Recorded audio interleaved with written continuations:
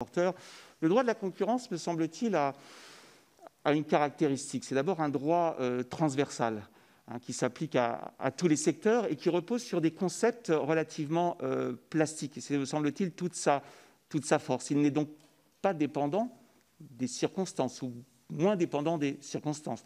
Il sait également évoluer en fonction de l'évolution même de la réalité économique. Donc je crois que la première dimension importante de ce droit, c'est que c'est un droit qui a toujours su s'adapter aux nouvelles réalités économiques. On pourrait prendre le cas de Google sur les droits voisins.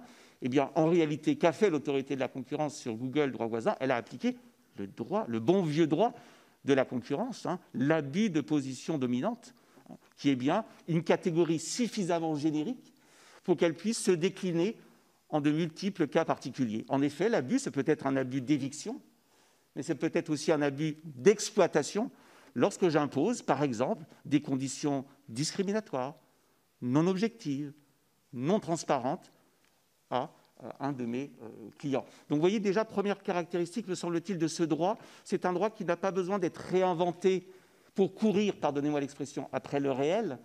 Il est suffisamment générique, suffisamment plastique, parce qu'il repose sur des concepts finalement très généraux: entente, abus de position dominante, contrôle des fusions-acquisitions. En droit, on parle de concentration, on va dire de fusion-acquisition. Ce sont des notions suffisamment génériques pour, à mon sens, être en mesure d'appréhender toutes les situations, y compris les plus nouvelles. Revenons